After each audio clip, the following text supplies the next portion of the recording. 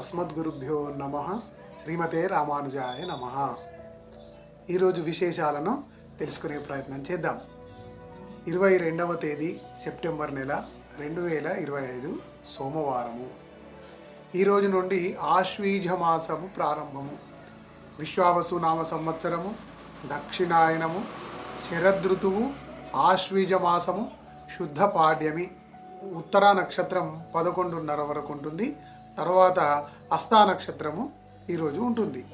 ఈరోజు నుండి శరన్నవరాత్రులు ప్రారంభం కాబోతున్నాయి. అదేవిధంగా మనకు ఈ నవరాత్రులలో స్వామివారి యొక్క శ్రీవారి సాలకట్ల బ్రహ్మోత్సవాలు కూడా ప్రారంభం కాబోతున్నాయి. ఈ మాసము అమ్మవారి ఆరాధనకు చాలా అనుకూలమైన మాసము. మొదటి 3 రోజులు శ్రీ పార్వతీదేవిగా, తర్వాత మహాలక్ష్మిగా, తర్వాత సరస్వతిగా 9 రోజులు నవరాత్రులను ఈ రకంగా మనం ప్రార్థన చేస్తాము. రేపు బాలా త్రిపుర సుందరి దేవిగా విజయవాడ కనకదుర్గ ఇంద్రకీలాద్రిలో బాలా త్రిపుర సుందరిగా అమ్మవారు అవతరణ కార్యక్రమం ఉంటుంది. ఓం శ్రీ బాలా త్రిపుర సుందరి దేవి నమః అని ఒక మాల తిప్పండి. అమ్మవారు బాలా త్రిపుర సుందరి అంటే చిన్న బాలుడిలాగా, అంటే మనం బాల్యంలో ఎలా ఉంటామో వృద్ధాప్యంలో కూడా అవే లక్షణాలు ఉంటాయట. సో అమ్మవారు మనకు సంతోషము, ఆనందము, సంపద అన్నీ కూడా ఇస్తుంది.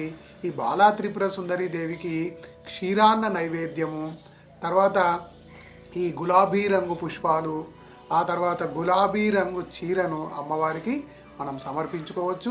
అమ్మవారి ఆరాధనకు చాలా శ్రేష్టమైన మాసము. చాలా పవిత్రంగా ఈ కార్యక్రమాన్ని కొనసాగిస్తూ ఉండండి. ఈ ఆశ్వీజ మాస వైభవం గురించి ప్రత్యేకంగా ఒక వీడియోను తయారు చేసుకుందాము. అది త్వరలో మీకు రాబోతోంది. ఈ యొక్క జ్ఞాన ప్రదీపం అనే ఛానల్ని సబ్స్క్రైబ్ చేయండి, షేర్ చేయండి, లైక్ చేయండి. మీ అభిప్రాయాలను కామెంట్ రూపంలో రాయండి. మరిన్ని వీడియోల కోసము మీ వేణుగోపాల్.